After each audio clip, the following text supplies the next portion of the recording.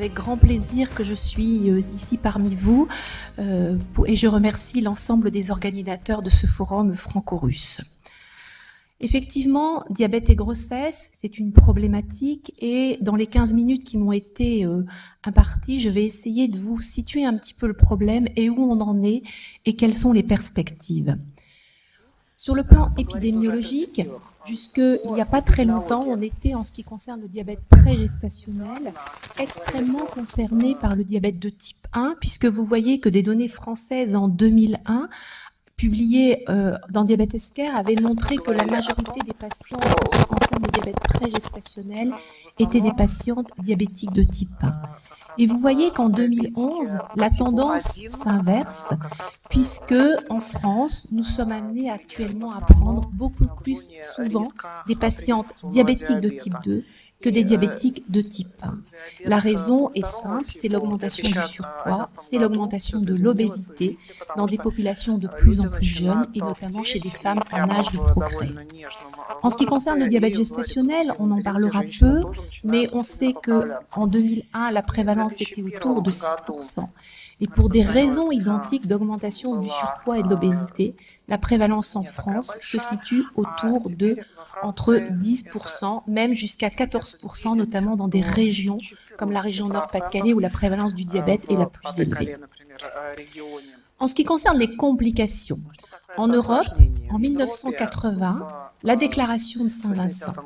La déclaration de Saint-Vincent était, dans les 20 ans à venir, il faut que la morbidité materno-fétale associée au diabète prégestationnel soit revenue à celle de la population non diabétique. Et vous allez voir qu'il y a encore beaucoup de chemin à parcourir.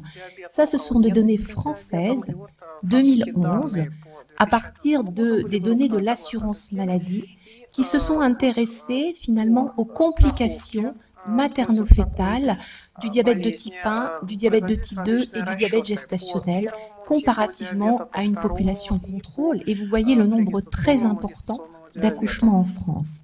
Ce qu'on peut dire, et vous voyez sur cette diapositive, qu'il persiste un excès important de prématurité, de césarienne, des femmes qui vont avoir une hypertension artérielle gravidique ou une prééclampsie.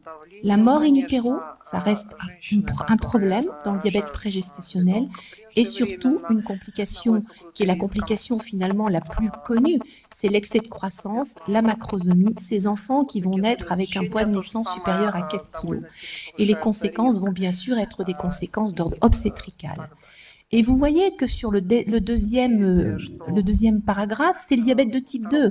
Et on s'aperçoit actuellement que la morbidité materno-fétale, que l'on classiquement retrouvait dans le diabète de type 1, on la trouve également dans le diabète de type 2, chez ces femmes qui vont avoir des grossesses. Le diabète gestationnel, un excès de morbidité, peut être un petit peu moins important, puisque finalement, il est peut-être un peu plus facile de prendre en charge ces patientes sur le plan métabolique.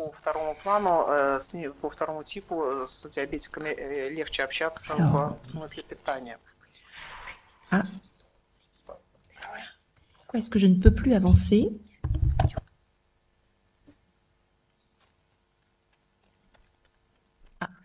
Les autres complications, elles existent, c'est finalement la fracture de clavicule et la détresse respiratoire qui va être amenée à ces enfants qui vont être transférés dans les unités de réanimation néonatale avec un coût sur le plan médico-économique qui n'est pas négligeable.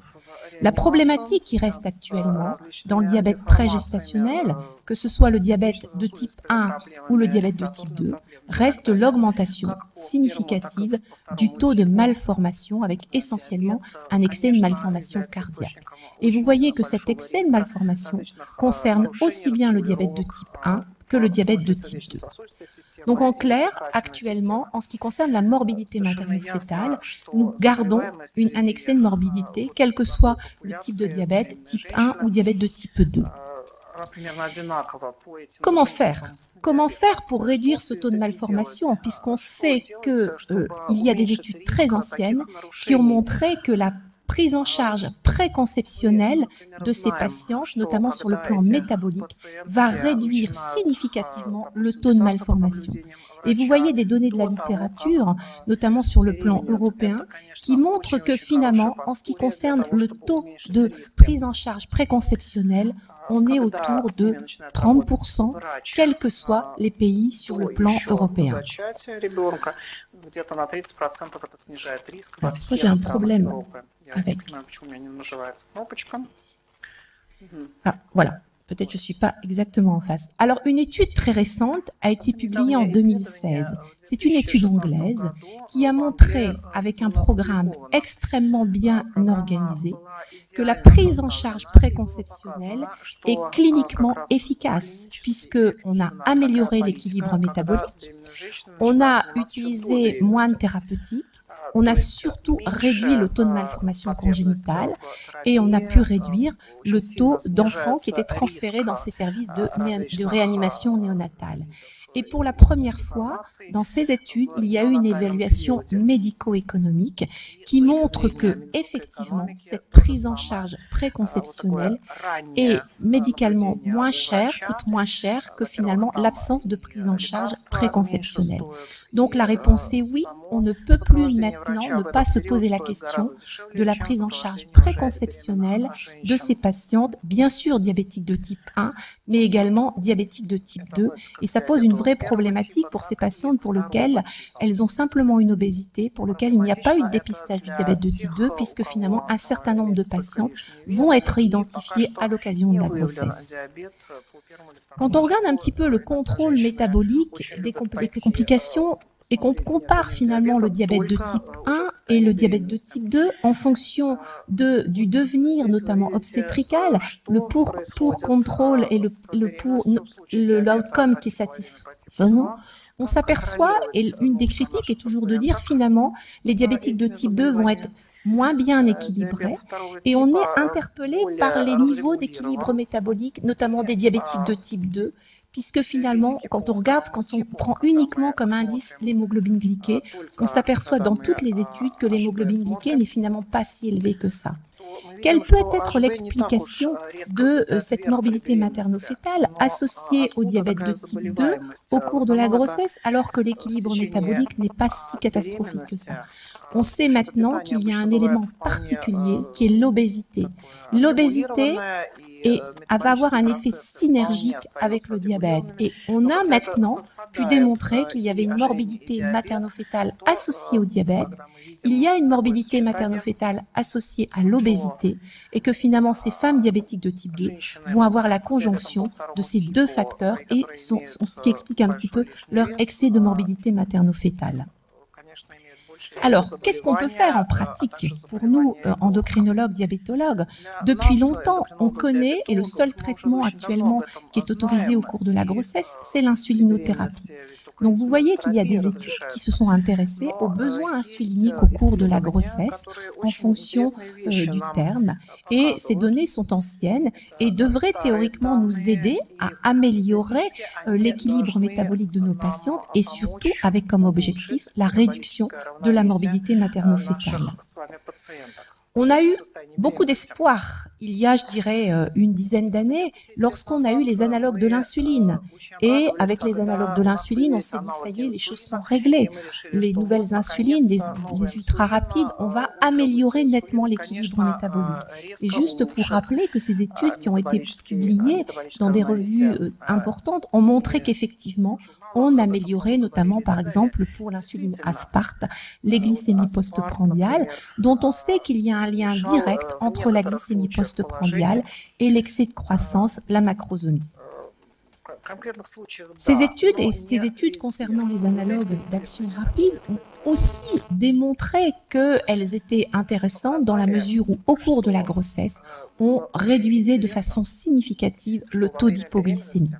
Et on sait très bien qu'au cours de la grossesse, il y aura une période d'instabilité qui va être expliquée par notamment des mécanismes physiopathologiques expliqués par le placenta, puisque finalement, le placenta, c'est une boîte noire pour laquelle qui n'a jamais intéressé beaucoup de monde, notamment la recherche s'est peu intéressée au placenta, puisque finalement on sait qu'il part à la poubelle et les moyens financiers pour s'intéresser à cet organe sont peu importants. Et on sait maintenant que le placenta est un organe endocrine avec une sécrétion d'un certain nombre d'hormones, d'adipokines, qui vont agir sur le métabolisme au cours de la grossesse. Donc finalement, cette étude, notamment avec les analogues d'action courte, vous vous intéressez et vous avez montré que peut-être on améliorait l'équilibre métabolique, notamment en période post-prandiale, et on réduisait de façon significative le taux d'hypoglycémie, ce qui était intéressant au cours de la grossesse. Deuxième étape, les analogues d'action lente. Vous savez que jusqu'il n'y a pas très longtemps, nous ne pouvions pas utiliser les analogues d'action lente. Et là aussi, les études ont été faites sur le plan international, notamment, et ces études ont montré que quelles que soient les femmes que l'on prenait soit avant la grossesse ou soit pendant la grossesse, on pouvait améliorer l'équilibre métabolique. Et les analogues d'action lente, l'intérêt principal était non pas sur la glycémie post-prandiale, mais sur la glycémie à jeun. Donc, l'utilisation de ces analogues d'insuline, d'action rapide ou d'action lente, était intéressante, notamment sur le plan du concept, en disant si l'une va plutôt agir sur la glycémie post-prandiale, l'autre va plutôt agir sur la glycémie à jeun, elle devrait nous permettre de réduire la morbidité materno-fétale, notamment la macrosomie fétale.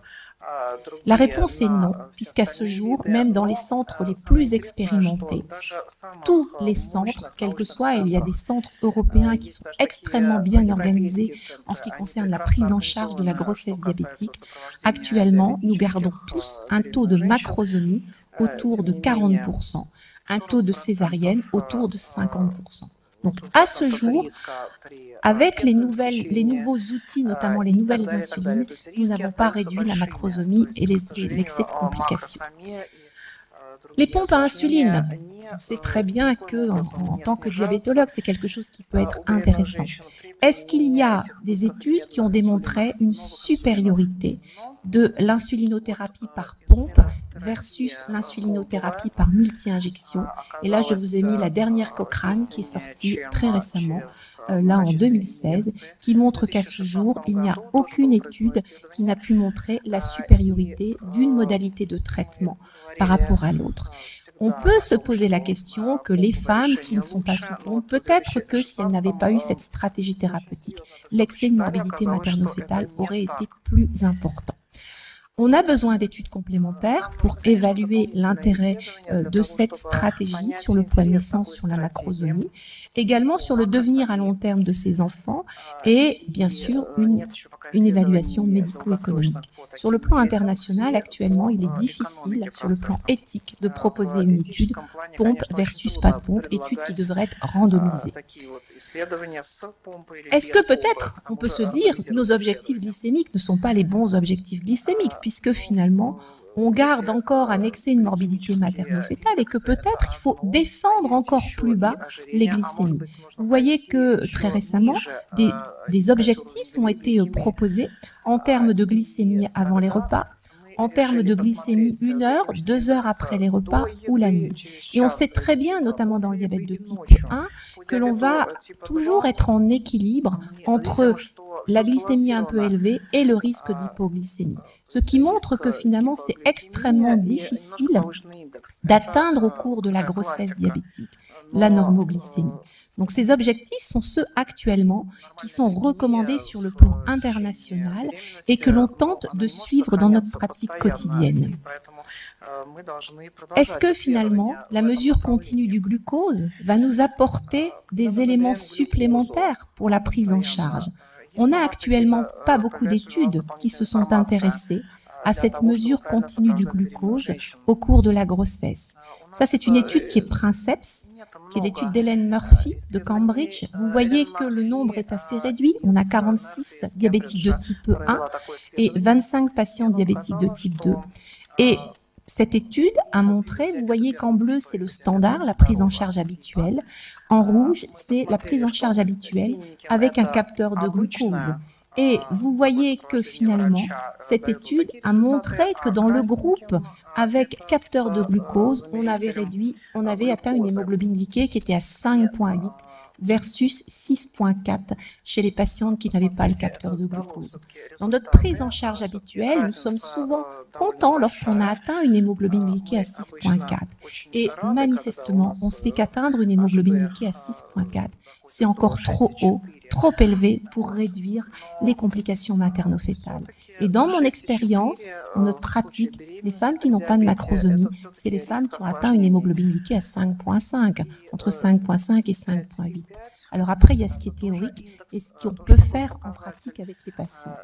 Et vous voyez que dans cette étude, Hélène Murphy a montré que, alors que dans toutes ses études précédentes, elle avait un taux de macrosomie qui restait identique à celle des autres pays, elle a montré qu'elle a pu réduire le taux de macrosomie fétale. Alors, finalement, comment utiliser cet outil de mesure continue du glucose? Et là aussi, vous voyez qu'un travail récent s'est intéressé à mieux connaître le profil glycémique au cours de la grossesse chez des femmes diabétiques de type 1 ou diabétiques de type 2. Et vous voyez qu'elle est extrêmement intéressante, puisqu'elle va montrer que le taux de glucose, finalement, il est relativement bas, je dirais, au milieu de matinée et en début de soirée.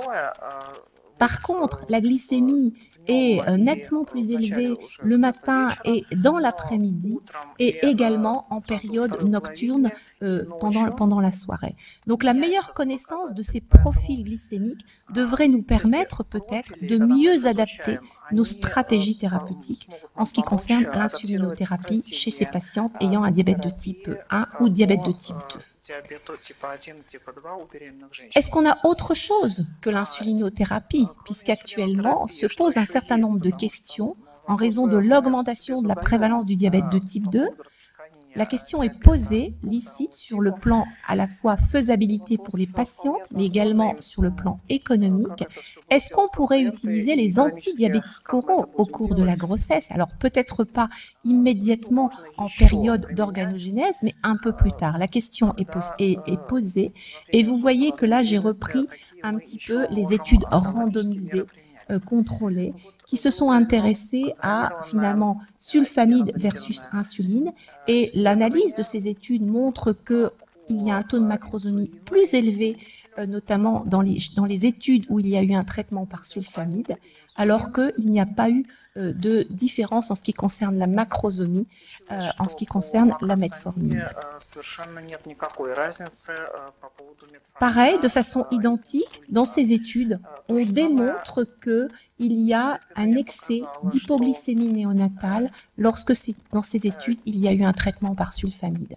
Donc ces études ont démontré que à court terme, c'est pas si évident de ça que l'on puisse utiliser ces thérapeutiques pendant la grossesse. On n'a absolument pas de données concernant ce qui va se passer ultérieurement, notamment le devenir de ces enfants, alors que les mères auront été traitées par antidiabétiques oraux. En France, les antidiabétiques oraux restent contre-indiqués pendant la grossesse. Alors, comment est-ce qu'on peut conclure?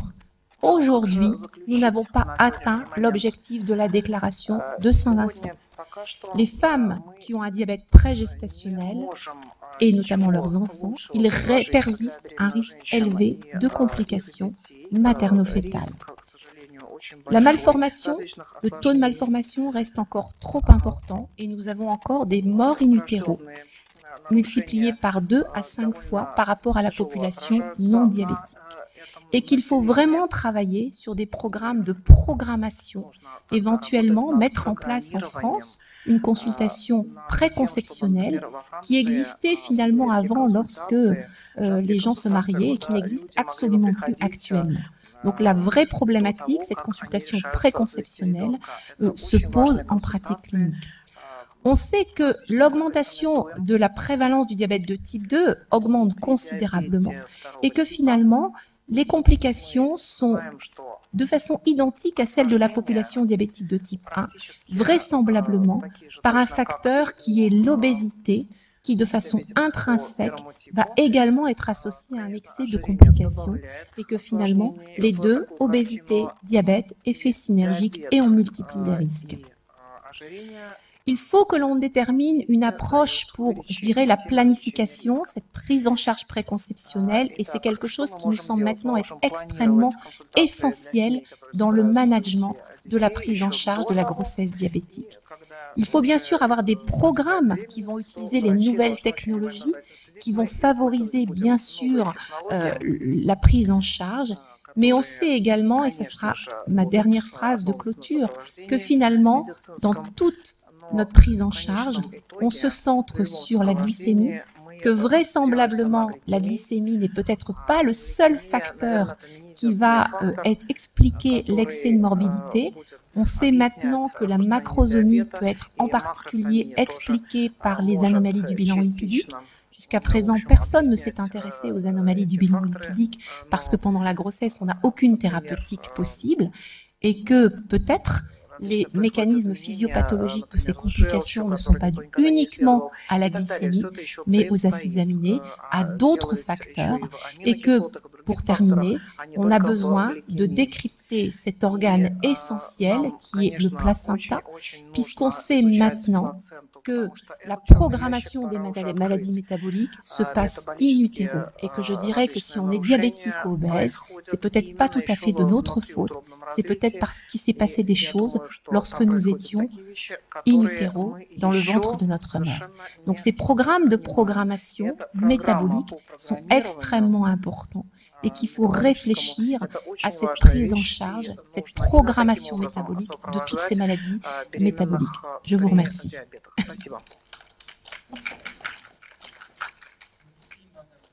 Pour cette magnifique conférence qui a sûrement suscité beaucoup de questions. Презентацию, вопросы. Анна, большое спасибо за Merci beaucoup, Anna, de cette présentation. Вашего доклада два вопроса. J'ai deux questions à vous poser. Какой процент во Quel Франции est le женщин, pourcentage en France имеющих диабет des первого femmes типа, сначала type достигают 1, целевых значений гликированного гемоглобина, qui а потом atteint le планируют niveau беременность? requis de И в связи с этим HbA1c второй et вопрос. ensuite procède à la Если planification de la grossesse. беременность Deuxième у question. пациентки с диабетом первого типа Si la наступает grossesse с уровнем гликированного d'une более patiente 9, то какую type стратегию 1 в данном avec случае la вы используете для HbA1c того, чтобы supérieure à 9 достичь целевых значений гликемии, n'arrive pas при этом à не иметь faire la grossesse? прогрессирования Quelles sont les mesures que vous микроангиопатии êtes en train de после prendre? периода гестации? Voilà, quelles sont les mesures que vous êtes en train de prendre? En ce qui concerne la programmation de la grossesse, Первое, по планированию, en France, on est autour de 30%. примерно 30%, Donc finalement, отвечая на très ваш très peu de вопрос. patientes Очень мало viennent nous voir пациентов en nous disant on приходят к envisage нам une и говорят, grossesse что мы très très хотим fréquemment, alors qu'elles забеременеть. sont suivies, alors que le diabète de type 1 est Когда у них уже есть à peu près en диагностицированный 5 à диабет 50% suivi par les type diabétologues, 1, потому что vient des 50% équipes de pédiatrie, c'est больных extrêmement difficile et qu'on est très souvent и confronté зачастую à la у нас prise en именно charge эта проблема alors и qu'elles sont déjà существует. enceintes de 8 ou 9 Когда приходят к semaines. нам En ce qui люди, concerne женщины беременные Ce на qui est proposé en 8-9 France, pour autoriser la неделе. grossesse, il faut atteindre une hémoglobine glyquée, У je нас dirais, разрешенный уровень, idéalement à чтобы мы могли 6,5. разрешить, это Effectivement, lorsque l'on est à 6,5. moins de 7%, très souvent, То есть ça nous меньше permet 7%. d'autoriser la Тогда мы grossesse. можем разрешить. Ce qui me semble être plus Официально important, c'est que ces patientes беременность. viennent nous voir parce que Но я хочу il y a отметить, une что главное, motivation чтобы qui est женщины приходили к extraordinaire нам, pour потому avoir un что enfant,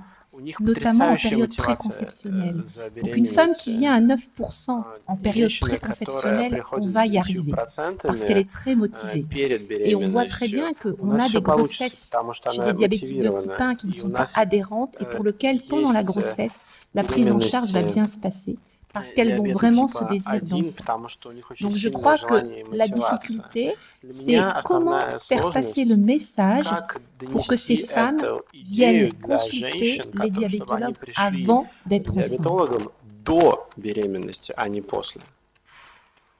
Спасибо большое. Merci beaucoup. Y a-t-il d'autres questions? Еще вопросы, пожалуйста? Спасибо большое за доклад. У Merci меня de votre вопрос présentation. такой, больше, наверное, организационный. Je parlerai На ком plutôt лежит de ответственность за l'organisation. выявление гестационного сахарного диабета? На враче общей Et практики, на responsable chez vous акушере-гинекологе, de либо же на détecter диабетологе? le Кто diabète направляет у вас le médecin généraliste, le diabétologue ou déjà dans les maisons de maternité?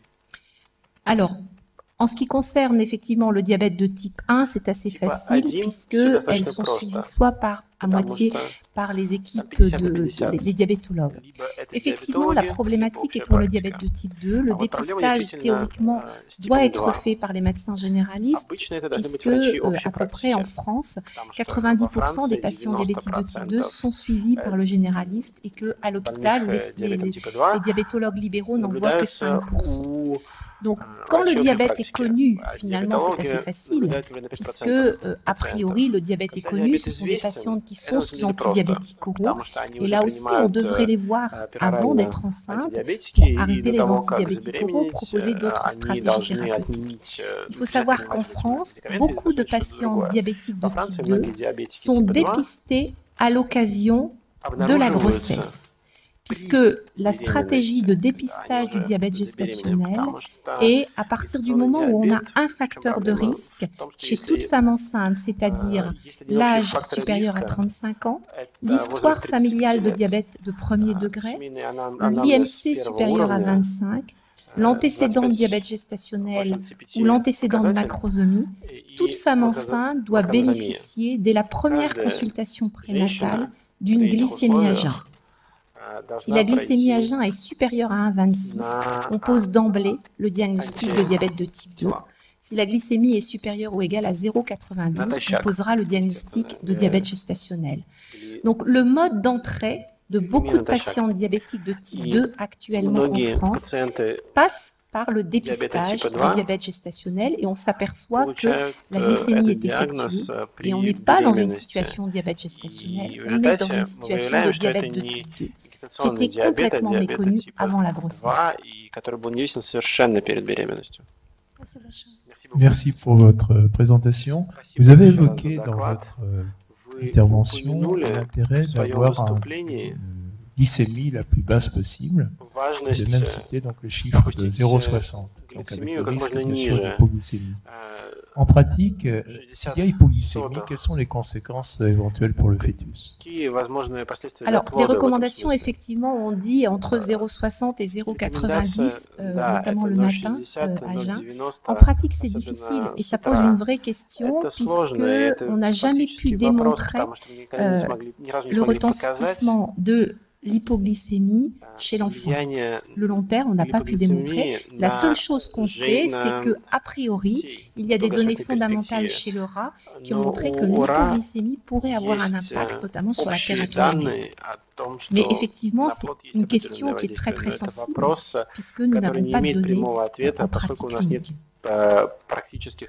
Je crois que ce qui est important, c'est de considérer à quelle période de la grossesse on est.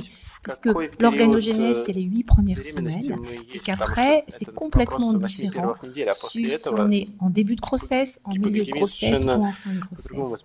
Moi, j'ai vraiment la conviction que, par exemple, un élément important, vous arrivez en fin de grossesse, autour de 32 semaines, on va voir les besoins insuliniques qui vont diminuer et parfois on a des hypoglycémies maternelles dont on ne comprend pas bien l'existence. Et très souvent, il se passe quelque chose au niveau placentaire. Et il nous est parfois été amené à proposer de déclencher la patiente parce qu'on ne contrôlait plus le diabète et que ces hypoglycémies sont vraisemblablement en relation, notamment en fin de grossesse, avec des modifications placentaires qu'on n'a actuellement pas encore bien compris. Sagoutier, si je peux me permettre, moi, je voudrais profiter de ton expérience qui est énorme sur le sujet. Je suis tout à fait d'accord avec. Enfin, je trouve que c'est une question fondamentale. Et je trouve qu'on exagère en pratique clinique en voulant mélanger les types 1, les types 2 du diabète gestationnel. Avec nos moyens actuels, on ne peut pas rabaisser la glycémie chez le type 1 en dessous de 6,5% sans induire des hypoglycémies. Donc il faut dire oui ou non. Est-ce que les hypoglycémies, c'est tératogène ou pas? Je sais que le pancréas, le placenta est capable de fabriquer un peu de sucre. Donc je pense qu'il faut quand même rassurer nos collègues obstétriciens. J'aimerais avoir vraiment ton avis là-dessus. Nous, personnellement, on a abandonné les 6,5%. On dit en dessous de 7%. Deuxième question. Moi, je suis un peu effaré de voir le nombre de diabète gestationnel vrai, troisième trimestre, mis par la sage-femme sous une basale. Il me semble que la basale doit être prescrite qu'en cas d'échec de la rapide du soir sur la glycémie à jeun. Alors, moi je suis tout à fait d'accord. Je pense que dans le diabète gestationnel, ce qui est extrêmement important, c'est de repérer les diabètes de type 2 méconnus. Ça c'est clair, parce qu'on sait très bien que dans ces situations-là, c'est là où on a peut-être un excès de malformation, notamment de malformation cardiaque. Et je crois que je suis aussi d'accord en disant que atteindre 6,5 chez une diabétique de type 1, c'est vraiment difficile. C'est vraiment difficile et c'est vrai que les nouveaux outils comme les capteurs de glucose nous aident un petit peu à mieux appréhender les choses. Et je rejoins tout à fait ton problème en disant que finalement, il faut plus travailler sur ces profils glycémiques parce qu'un certain nombre de patientes sont effectivement mis sous insulinothérapie. Il faut savoir que théoriquement, dans le diabète gestationnel, on doit insuliner que 30% des patientes. 70% des patientes doivent être prises en charge uniquement par les mesures hygiéno-diététiques. Et on sait que il y a un élément particulier. Pendant très longtemps, on a pensé que l'activité physique ne pouvait pas être proposée chez les femmes enceintes, ce qui n'est pas du tout justifié, bien sûr, en l'absence de contre-indications obstétricales qui doivent être prédéfinies. Mais il y a actuellement des protocoles en cours, notamment d'activité physique au cours de la grossesse chez des femmes enceintes qui vont montrer que les mesures hygiéno-diététiques et l'activité vont améliorer les profils glycémiques. Donc je dirais qu'on a peut-être un peu trop, je dirais, dans certaines situations, proposé d'emblée une insulinothérapie sans utiliser certaines armes comme l'activité physique pour lesquelles les résultats sont très intéressants. Merci pour votre présentation magnifique. Je voudrais questionner quel type de femmes risque beaucoup plus d'avoir le diabète pendant la grossesse, avec quelles maladies et quels facteurs de risque le risque du diabète deviendra fort. C'est essentiellement les facteurs de risque du diabète de type 2, c'est-à-dire notamment pour le diabète gestationnel, l'âge, l'histoire familiale, l'IMC et l'antécédent soit de diabète gestationnel, soit de macrosomie. Donc ces femmes-là, il faut vraiment les dépister pour le diabète gestationnel et c'est parmi ces femmes-là qu'on va retrouver des diabétiques de type 2 méconnus. En l'absence de ces facteurs de risque, il n'y a pas nécessaire et il n'est pas recommandé de dépister le diabète au cours de la grossesse. Et il faut savoir qu'on n'a pas les moyens de les prendre en charge puisque vous savez qu'en 2010, il y a eu de nouveau un consensus sur les critères qui actuellement ne fait absolument pas consensus puisque sur le plan européen, notamment, et sur le plan international, quand on regarde un petit peu les pays qui suivent ce consensus, eh bien, il y a à peu près 50-50. Et en Europe, un certain nombre de pays ne suivent pas. Et un travail, j'ai la chance d'être dans le Diabetic Pregnancy Study Group pour représenter la France. Et une enquête a été faite très récemment sur le plan notamment de ce groupe, qui est un sous-groupe de l'EASD, qui montre que beaucoup de pays actuellement n'ont pas suivi ce consensus, parce que sur le plan médico-économique, ça pose un vrai souci. Et on sait que dans notre pratique, on est passé de 6% de diabète gestationnel à, en ce qui nous concerne à Lille, où on a une maternité avec 6000 accouchements, on est à 15% de femmes qui ont un diabète gestationnel. Donc dépister, oui, à condition qu'on ait les moyens de prendre en charge. Donc je crois qu'il ne faut pas dépister en l'absence de facteurs de risque.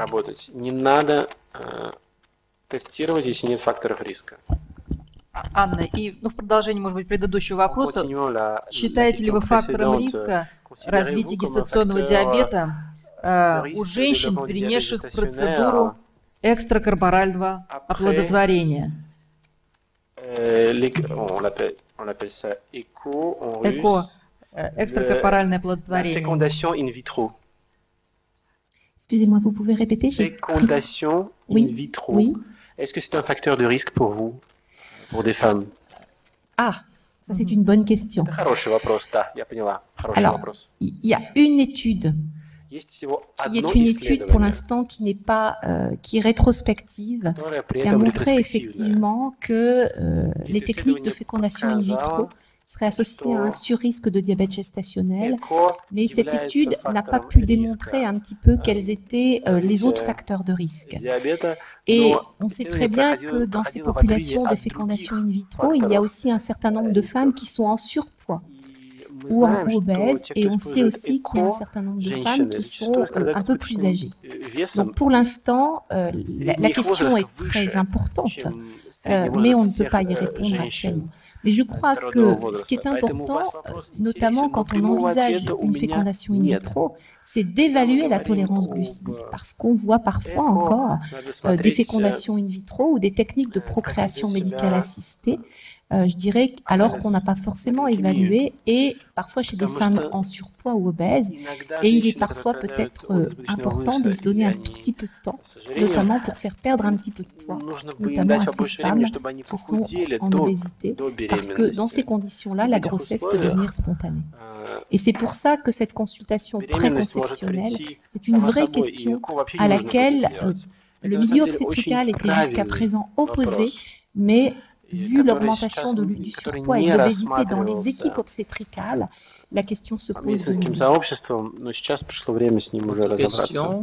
Bon, j'ai juste une question à vous poser. Vous avez souligné l'importance de la consultation préconceptionnelle. Вопрос планирования беременности, как это важно. Вы правильно сказали, что надо заниматься здоровьем будущей мамы. И если она страдает ожирением, нужно ее заставить похудеть, и тогда, возможно, и не придется делать ЭКО. Но также надо работать с отцом. Мы же знаем риски, которые идут со стороны отца. И вторая реплика. Гестациональный диабет. Существующая догма, когда мы переносим, увеличиваем с 1 грамма, 1,4 грамма. Не слишком ли это большой уровень? И третий. Верите ли вы,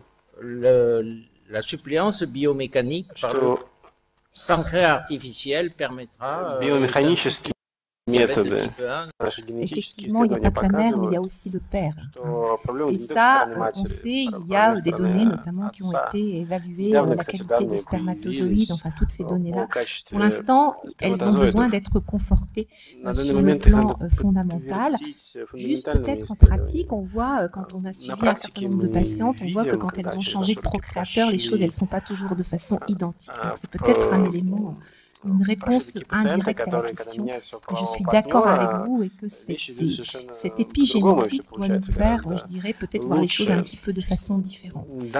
Je suis aussi d'accord avec vous, bien sûr, le diabète gestationnel, la pierre angulaire va reposer sur les mesures hygiéno-diététiques et l'activité physique qu'on ne propose pas actuellement.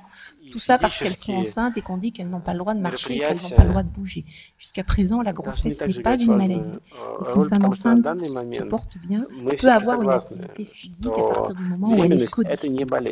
Et enfin, pour ce qui concerne votre troisième question, qui était le pancréas artificiel, pour l'instant, il y a une équipe, l'équipe d'Hélène Murphy à Cambridge, qui commence à travailler sur le pancréas artificiel au cours de la grossesse chez des patients diabétiques de type 1. Donc je crois qu'effectivement, ça, ce sont vraiment des perspectives d'avenir. Et on verra comment est-ce qu'on pourra améliorer un peu les choses, mais pour l'instant, on ne peut pas répondre à la question. Merci beaucoup. Merci pour cette très belle explication.